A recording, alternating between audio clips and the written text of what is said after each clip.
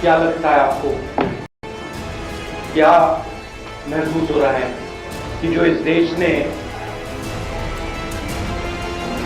70 साल में बनाया उसको 8 साल में खत्म कर दिया गया। आज हिंदुस्तान में लोकतंत्र नहीं है। आज हिंदुस्तान में 4 लोगों की डिक्टेटरशिप है। जितना मैं सच्चाई बोलूंगा उतना मेरे ऊपर आक्रमण होगा। मेरी प्रॉब्लम यह है कि मैं सच्चाई बोलता हूं, मैं डरता नहीं। और जो धमकाता है वो डरता है। जो आज हिंदुस्तान की हालत है उससे डरते हैं। जो उन्होंने वायदे किए थे, जो उन्होंने पूरे नहीं किए, उससे डरते हैं। महंगाई से डरते हैं, बेरोजगारी से डरते हैं। क्यों डरते हैं? क्योंकि झूठ बोलते हैं। 24 घंटा ये लोग झूठ बोलते हैं। हम महंगाई के मुद्दे उठाना चाहते हैं, बेरोजगारी का मुद्दा उठाना चाहते हैं। जो समाज को बांटा जा रहा है उसके बारे में हम चर्चा करना चाहते हैं। यहां करना चाहते हैं, पार्लियामेंट हाउस में करना चाहते हैं। हमें ना बोलने दिया जाता है। पार्लियामेंट हाउस में हमें डिबेट नहीं करी जाती, अलाउ करी जाती है। हमें अरेस्ट किया जाता है। और देश को शायद ये समझ नहीं आ रही है और आएगी बात। लोकतंत्र आज हिंदुस्तान में नहीं है, खत्म हो गया है। Democracy is now a memory in India, it is nothing more. नमस्कार, मैं रवीश कुमार। इसमें क्या लगाने की जरूरत नहीं कि क्या भारत में लोकतंत्र समाप्त हो चुका है और क्या भारत तानाशाही की तरफ बढ़ रहा है। क्या लगाने से पहले आप दुनिया की तरफ देखिए कि क्या हो रहा है। लोकतंत्र खत्म हो रहा है। पुतिन और शी जिनपिंग जैसे नेताओं ने संविधान बदलकर आजीवन कुर्सी अपने लिए हथिया ली है। टेक्नोलॉजी के इस्तेमाल से आपकी पहचान और निजी जानकारी हासिल की जा रही है और जनता के अधिकारों को सीमित किया जा रहा है। मीडिया को खत्म कर दिया जा रहा है। कोर्ट से लेकर चुनाव की संस्थाएं एक व्यक्ति के नियंत्रण में आती जा रही हैं। लोकतंत्र खत्म हो रहा है, यह राहुल गांधी का सवाल नहीं है, पूरी दुनिया का है। गिनकर देखिए कि दुनिया भर में पिछले 10 वर्षों में कितनी तेजी से लोकतंत्र कुचला गया है। हम लोकतंत्र के खात्मे वाली बात पर लौटेंगे, लेकिन पहले देखते हैं कि विपक्ष के साथ आज क्या हो।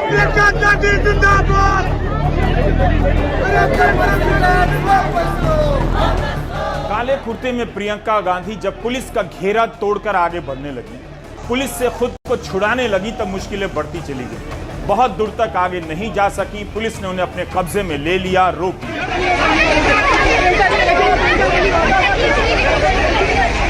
लिहाजा प्रियंका वहीं पर बैठ गईं और उठने से इनकार करने लगी। उसके बाद धक्का मुक्की का दौर शुरू होता है और प्रियंका गांधी को महिला पुलिस उठाकर कार में बिठा देती है।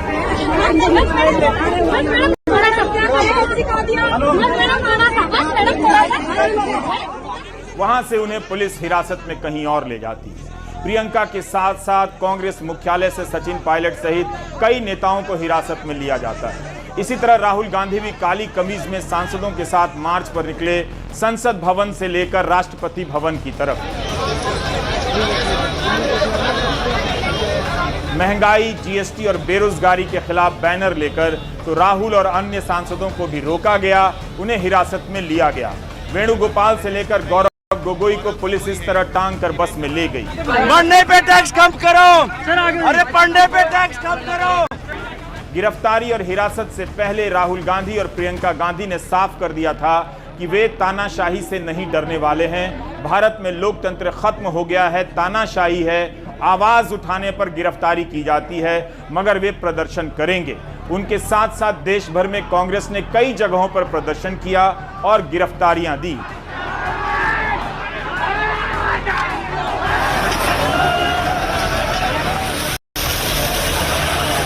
वक्त बदल गया है। कांग्रेस मुख्यालय के बाहर पुलिस घेराबंदी लगा देती। संसद भवन से बाहर विपक्ष प्रदर्शन करता है तो धारा 144 लगा दी जाती है। और जब सत्ता पक्ष सांसदों की बुलेट रैली निकालता है, आह्वान करता है, तो सुरक्षा के इंतजाम कर दिए जाते हैं। लाल किला से लेकर संसद भवन तक की लंबी रैली होती है, इसे रोकने की जरूरत नहीं समझी जाती। लोकतंत्र में प्रदर्शन करने की जगह पर किसका अधिकार बेरोक टोक है, यह आप आज नहीं देखना चाहते, कोई बात नहीं, 20 साल बाद देखिएगा।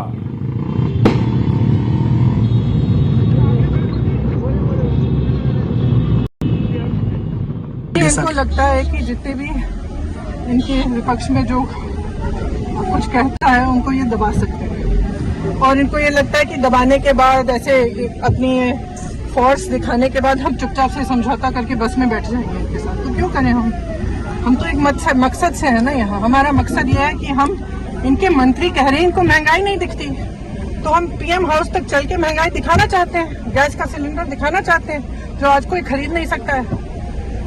इतनी महंगाई है, चाहे गरीब हो चाहे मिडिल क्लास के हो, सब तरस रहे हैं, सब तड़प रहे हैं, और कोई कुछ ना बोले।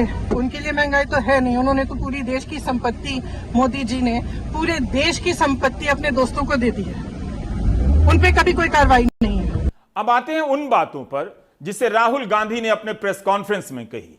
क्या भारत में लोकतंत्र समाप्त हो गया है, बीते दिनों की याद बनकर रह गया है? राहुल गांधी ने कहा कि जब यूपीए की सरकार थी तब संस्थाओं पर यूपीए की सरकार का नियंत्रण नहीं था, इसलिए विपक्ष खुलकर प्रदर्शन करता था, लेकिन आज विपक्ष ही नहीं, किसी के लिए भी सरकार से सवाल करना और प्रदर्शन करना मुश्किल होता जा रहा है। क्या यह आज का सच नहीं है? भारत और दुनिया भर का यह सच नहीं है? हम हिंदुस्तान के पूरे इंफ्रास्ट्रक्चर के खिलाफ लड़ रहे हैं। जब हमारी सरकार होती थी, इंफ्रास्ट्रक्चर न्यूट्रल रहता था, हम इंफ्रास्ट्रक्चर को कंट्रोल नहीं करते थे। 2 राजनीतिक पार्टियों की लड़ाई होती थी, 3 राजनीतिक पार्टियों की लड़ाई होती है। आज इंफ्रास्ट्रक्चर सरकार का पूरा एक पार्टी के साथ है, फाइनेंशियल इंफ्रास्ट्रक्चर उनके साथ है। अगर कोई दूसरी पॉलिटिकल पार्टी को सपोर्ट करना चाहे, उस पर ईडी लगा दी जाती है, सीबीआई लगा दी जाती है, धमकाया जाता है, डराया जाता है। तो फाइनेंशियली मोनोपोली है बीजेपी की, आरएसएस की, इंस्टीट्यूशनली मोनोपोली है।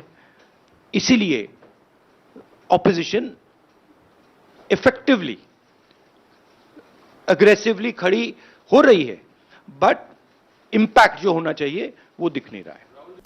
यूपीए के समय संस्थाओं पर कितना नियंत्रण था, किसका नियंत्रण था, और इस समय क्या हाल है? क्या बेहतर हो गया? इसका तुलनात्मक अध्ययन किया जा सकता है। यह एक ऐसा काम है कि इसे ना तो एक व्यक्ति कर सकता है और ना एक कार्यक्रम में किया जा सकता है। यूपीए के समय सुप्रीम कोर्ट ने सीबीआई को पिंजड़े में बंद तोता कहा। फिर नवंबर 2014 में कोर्ट ने सीबीआई चीफ रंजीत सिन्हा को 2G की जांच से अलग कर दिया। लेकिन 2G घोटाला क्या सही था? इस घोटाले में सीएजी की चीफ विनोद राय ने आरोप लगाया। रिपोर्ट थी कि 2G स्पेक्ट्रम की नीलामी से देश को 1,76,000 करोड़ का घाटा हुआ, लेकिन इतना पैसा आज तक न साबित हुआ न बरामद हुआ। हाल ही में 5G की नीलामी हुई। पहले दावा किया गया कि 5 लाख करोड़ रुपए मिलेंगे, आया 1.5 लाख करोड़ से भी कम। इस पर अब कोई बात नहीं करता। क्या अब देश को घाटा नहीं हुआ? ये वही विनोद राय हैं जिन्होंने संजय निरुपम पर आरोप लगाया कि उन्होंने कहा कि 2G घोटाले से मनमोहन सिंह का नाम हटा दीजिए। जब संजय निरुपम ने मानहानि का केस कर दिया, तब विनोद राय ने हलफनामा लिखकर माफी मांगी और कहा कि जो आरोप लगाया था तथ्यात्मक रूप से गलत है। यूपीए के समय 1.25 लाख करोड़ के घोटाले के आरोप लगाए गए। इस घोटाले का आज तक पता नहीं। तो कांग्रेस के समय संस्थाओं के इस्तेमाल को लेकर 2 तरह के सवाल हो सकते हैं। एक, कांग्रेस ने किस तरह इसका इस्तेमाल किया, और दूसरा, क्या उन संस्थाओं के भीतर ऐसे भी लोग थे जो कांग्रेस के खिलाफ उन संस्थाओं का इस्तेमाल कर रहे थे।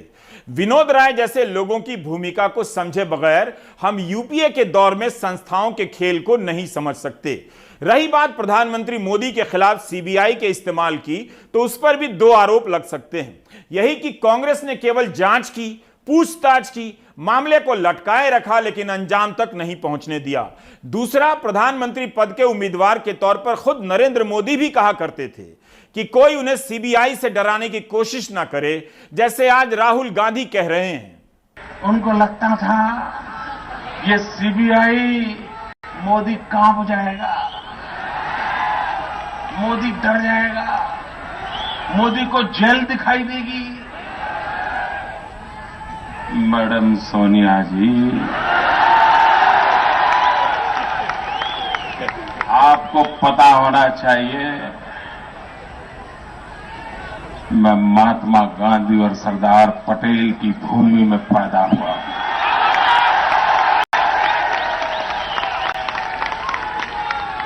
झूठ के सामने झुकना हमारी फितरत नहीं है और सत्य के लिए संघर्ष करना ये हमारी आदत है। क्या प्रधानमंत्री बनने के बाद इन एजेंसियों की हालत सुधर गई है या इनका राजनीतिक इस्तेमाल और ही ज्यादा होने लगा है? सीबीआई की जगह ईडी आ गई है। यूपीए के 10 वर्षों में ईडी ने 112 छापे मारे। एनडीए के 8 वर्षों में छापों की संख्या 3000 से अधिक हो गई है। जब नोटबंदी से कालाधन मिट गया तब भी इतने छापे मारने पड़ रहे हैं, या मिटा ही नहीं था, वो खेल भी कुछ और था। विपक्ष सारे आरोप हवा में नहीं लगा रहा कि ईडी का इस्तेमाल कर सरकारें गिराई जा रही हैं, विधायक तोड़े जा रहे हैं। केवल विपक्षी नेताओं को ही निशाना बनाया जा रहा है।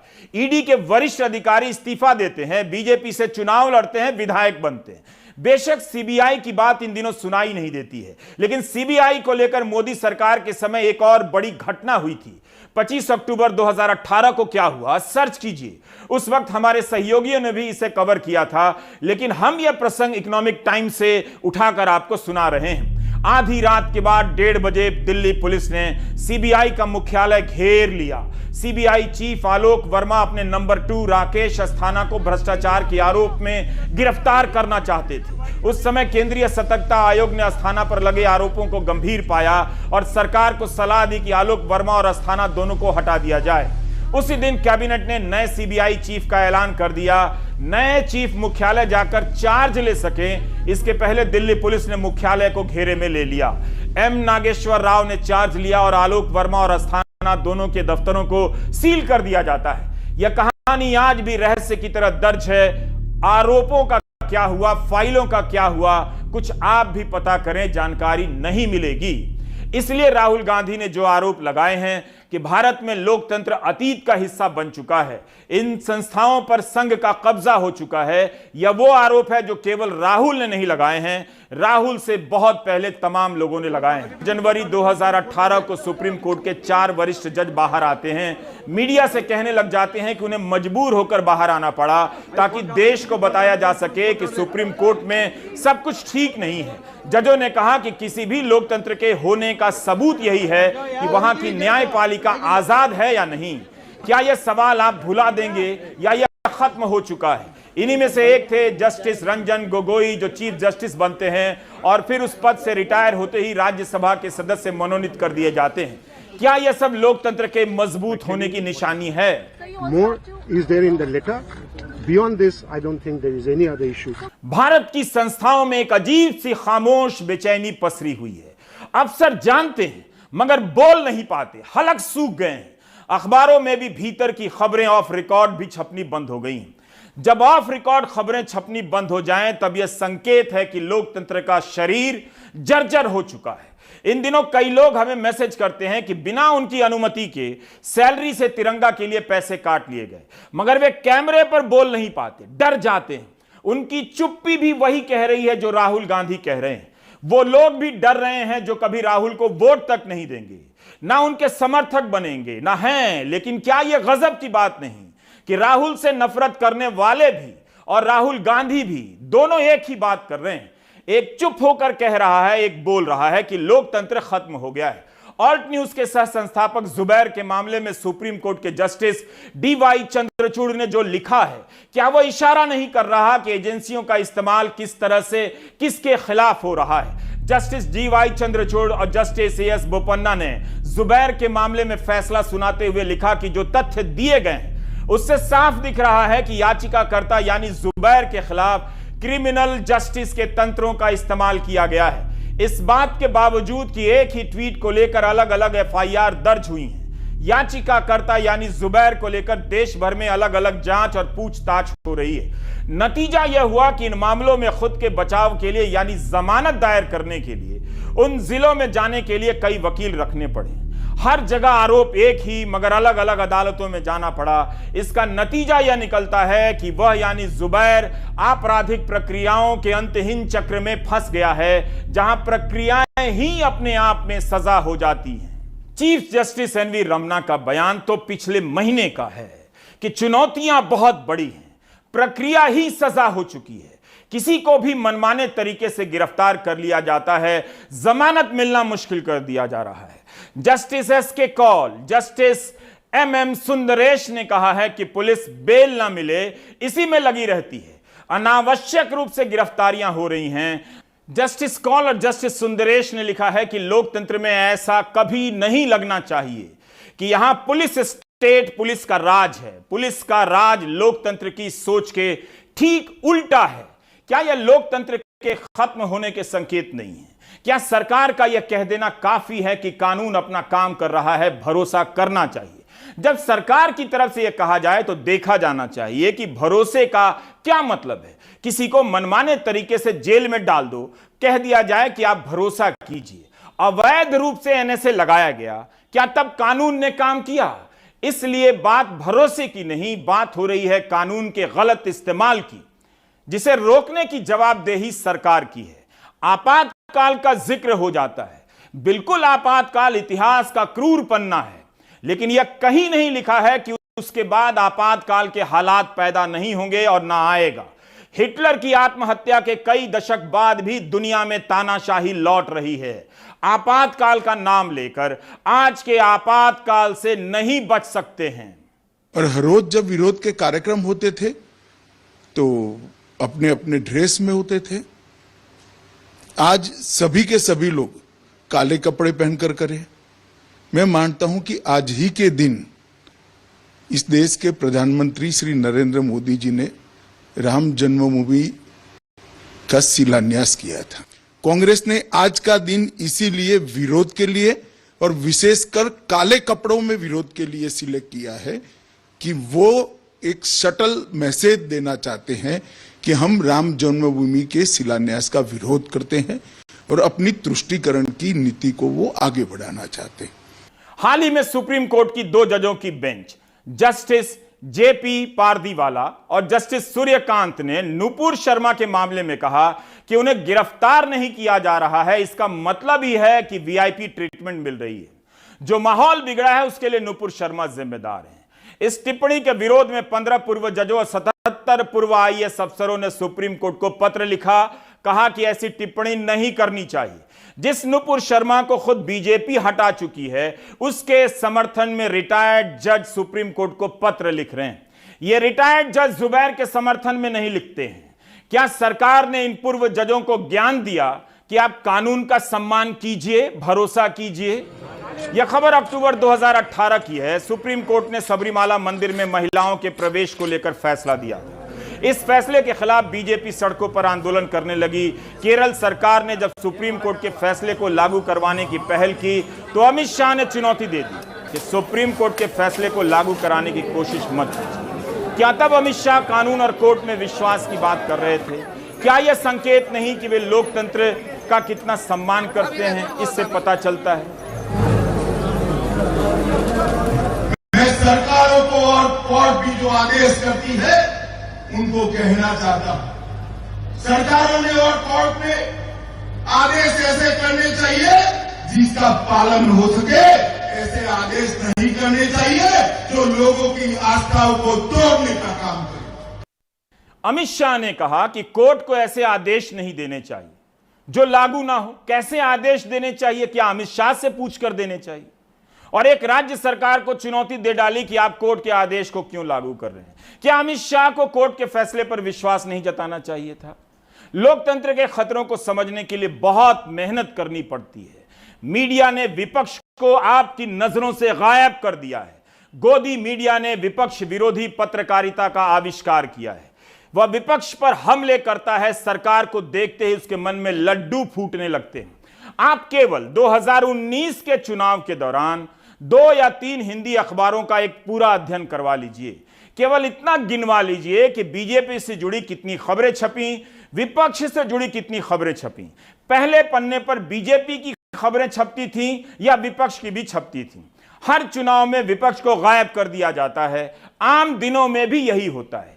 क्या यह सच नहीं कि प्रधानमंत्री मोदी ने 8 साल से एक भी खुली प्रेस कॉन्फ्रेंस नहीं की है? प्रधानमंत्री बनने के बाद जब दिवाली मिलन पर बीजेपी के दफ्तर गए, सवाल की जगह सेल्फी की परंपरा शुरू हो गई। जब सेल्फी लिए जा सकते हैं तो खुली प्रेस कॉन्फ्रेंस में क्यों नहीं आ सकते? वैसे भी प्रधानमंत्री कहते हैं कि भारत मदर ऑफ डेमोक्रेसी है। जो मदर ऑफ डेमोक्रेसी के सबसे बड़े नेता हैं, प्रेस कॉन्फ्रेंस क्यों नहीं कर रहे हैं? फर्ज कीजिए कि मनमोहन सिंह ने किसी एक्टर को बुलवाया होता, पूछवाया होता कि आप आम कैसे खाते हैं, तब जनता क्या करती और बीजेपी क्या करती? आज राहुल जी हमारे बीच में हैं, उन्होंने सभी सवालों का जवाब दिया है। एक तरफ एक व्यक्ति हैं जो बैठकर आपके सवालों का जवाब देते हैं, दूसरे तरफ एक व्यक्ति हैं जो 8 साल से एक भी प्रेस कॉन्फ्रेंस, एक भी प्रेस भेंट नहीं की। आज जो ये आह्वान किया गया पूरे देश भर के अंदर, लोगों को महसूस हो रहा है कि कितनी भारी महंगाई है, बेरोजगारी से हाहाकार मचा हुआ है युवाओं के अंदर। जीएसटी का जो नए कानून हो रहे हैं रोज के रोज, वो आप देख रहे हो, तो समय आ गया कि मीडिया को भी हिम्मत दिखानी पड़ेगी। जब जनता आगे आ रही है, मीडिया हिम्मत नहीं दिखा सकती, जनता आगे आ रही है, तो पॉसिबल। उसी प्रकार से मीडिया के मालिकों के ऊपर जो दबाव है, इनकम टैक्स का, ईडी का, सीबीआई का, उसको भी छोड़ना पड़ेगा। नेशनल हेराल्ड भी अखबार है वो, जब अगर एक न्यूज़पेपर पे हमला हो सकता है तो कभी किसी पे भी हो सकता है, दिमाग में रखिए बात को। आज मीडिया के सामने बहुत बड़ा चुनौती है कि वो बोल नहीं पा रहा है, बोलना चाहिए उसको। राहुल ठीक कह रहे हैं, वो हिम्मत नहीं दिखा पा रहा है। हाल ही में राष्ट्रपति का चुनाव हुआ, राष्ट्रपति चुनी गई, पूरे देश ने जश्न मनाया, लेकिन चुनाव प्रचार के दौरान और चुने जाने के बाद अभी तक उनकी भी कोई विस्तृत यानी खुली प्रेस कॉन्फ्रेंस नहीं हुई है। प्रधानमंत्री की आज तक खुली प्रेस कॉन्फ्रेंस नहीं हुई है। क्या इसे लोकतंत्र के सिलेबस से हटा दिया गया है? 2014 में मनमोहन सिंह पत्रकारों के बीच आए गए, खुली प्रेस कॉन्फ्रेंस में लाइव जवाब देने लगे, उन पर चुप्पी साधने का आरोप था, मौन मोहन सिंह कहे जाते थे। बेशक समय सीमित था, लेकिन तत्कालीन प्रधानमंत्री मनमोहन सिंह सबके बीच आए।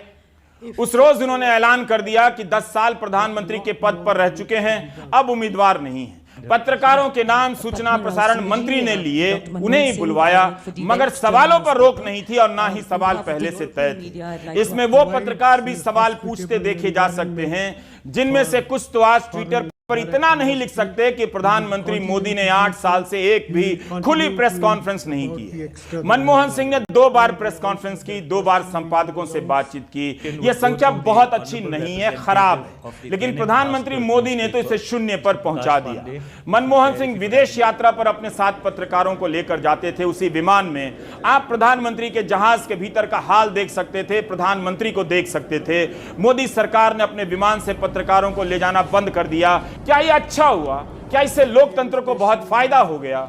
लोकतंत्र किसी एक इमारत में नहीं रहता कि उस इमारत के ढहते ही आपको दिख जाए, बल्कि इसे खत्म होने की प्रक्रिया विशाल क्षेत्रों में फैली हुई रहती है।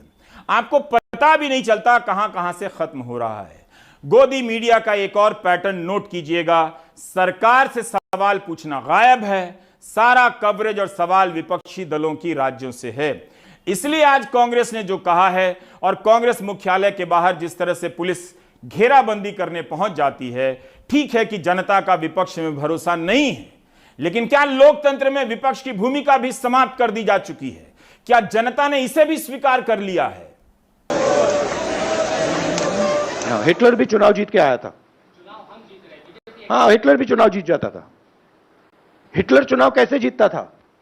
हिटलर चुनाव ऐसे जीतता था कि जर्मनी के पूरे इंस्टीट्यूशंस उसके हाथ में थे। उसके पास एसए थी, पैरामिलिट्री फोर्स थी, उसके पास पूरा का पूरा ढांचा था। मुझे पूरा का पूरा ढांचा दे दो, फिर मैं दिखाऊंगा आपको कैसे इलेक्शन जीता जाता है। जिस वक्त राहुल गांधी कांग्रेस मुख्यालय में प्रेस कॉन्फ्रेंस कर रहे थे कि भारत में लोकतंत्र खत्म हो गया है, उसके पहले ही कांग्रेस मुख्यालय को छावनी में तब्दील कर दिया गया था।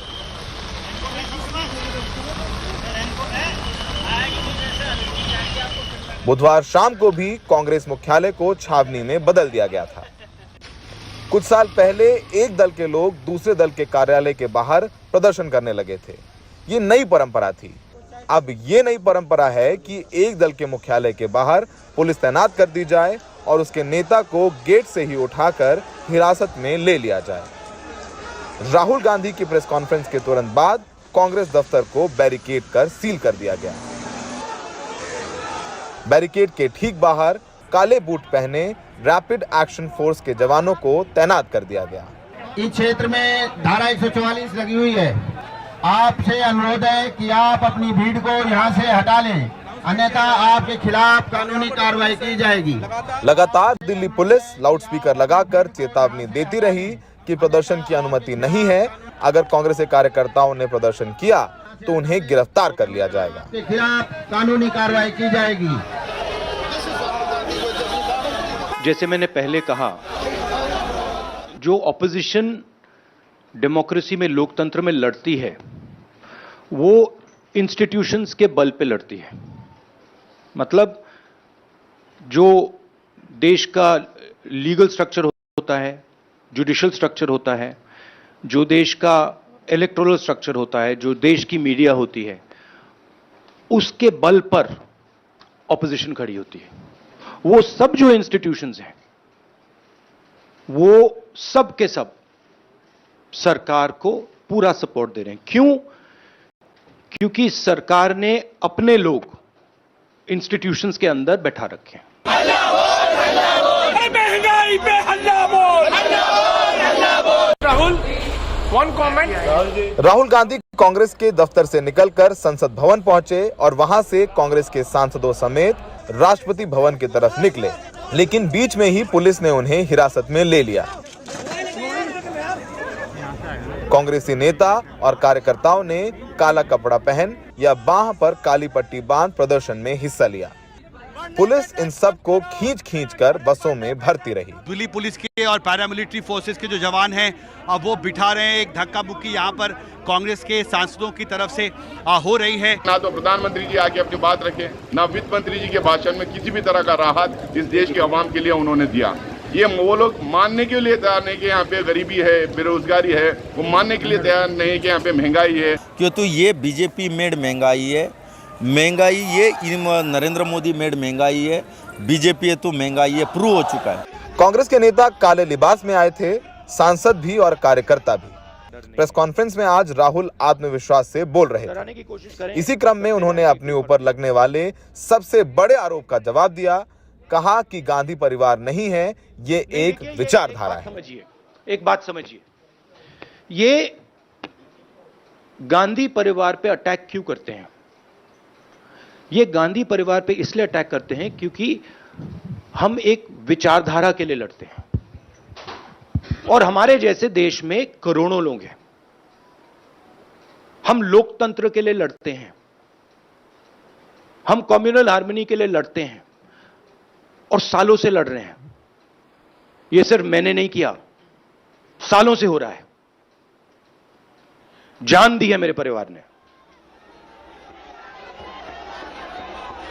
अशोक गहलोत ने कहा कि 32 साल से गांधी परिवार का कोई मंत्री तक नहीं बना है, लेकिन गांधी परिवार के आरोप को विचारधारा में बदलकर राहुल ने क्या बीजेपी को जवाब दे दिया है? बीजेपी आज भी कहती रही कि यह प्रदर्शन एक परिवार के लिए हो रहा है। आप संसद चलने देते नहीं है सिर्फ अपने परिवार को बचाने के लिए, और आप इंस्टीट्यूशन को ब्लेम करेंगे, और मीडिया आपकी सच्चाई लिखे तो आप बिके हुए हैं। हिरासत में लिए गए कांग्रेस नेताओं को किंग्सवे पुलिस कैंप ले जाया गया। संसद का सत्र चल रहा है और कांग्रेस संसद के साथ साथ सड़क पर भी लड़ाई के मूड में है, लेकिन जनता में इसका कितना असर होता है, ये देखा जाना अभी बाकी है। नई दिल्ली से राजीव रंजन, हिमांशु शेखर और उमर शंकर सिंह के साथ सौरभ शुक्ला की रिपोर्ट, एनडीटीवी इंडिया। प्रधानमंत्री मोदी भारत को लोकतंत्र की जननी कहते हैं। हाल ही में उन्होंने और जो बाइडेन ने और G7 के अन्य नेताओं ने लोकतंत्र को बचाने के लिए एक समझौता पत्र पर दस्तखत किया। कई देश इसमें शामिल हैं। 2 उदाहरण देना चाहूंगा ताकि आप समझ सकें कि आज प्रदर्शन करने पर कितने तरह के अंकुश हैं और यूपीए के समय जनता आंदोलन का बैनर लेकर कहां पहुंच जाती थी। यह रायसीना हिल्स है। निर्भया रेप केस के बाद दिल्ली की जनता सड़कों पर आ गई। उसने तब नहीं पूछा कि विपक्ष कहां है, वह खुद आ गई। जंतर मंतर से लेकर राजपथ पर जनता भर गई। दिल्ली की लड़कियों ने इस जगह को अपना लिया। पुलिस पानी की बौछारें करती रह गई मगर लोगों को नहीं हटा सकी। उसी तरह दिल्ली के रामलीला मैदान में अन्ना आंदोलन के नाम पर कितना लंबा आंदोलन चला। लोग तिरंगा लेकर पहुंचने लगे, दिन रात यहीं जमे रहते थे। बेशक बाबा रामदेव पर पुलिस ने लाठी चार्ज कर गलत किया जब उन्हें स्त्री के वेश में भागना पड़ा, मगर तब कोई चुप नहीं रहा। मीडिया से लेकर आम लोगों ने सरकार से खूब सवाल किए। शायद ही कोई होगा जो बाबा रामदेव को पिटता देख चुप रहा।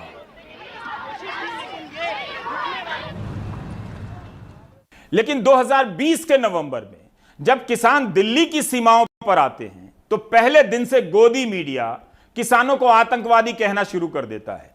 क्या तब सरकार ने कहा कि ये अन्नदाता हैं, आतंकवादी नहीं हैं? गोदी मीडिया देश के अन्नदाता को आतंकवादी ना कहे।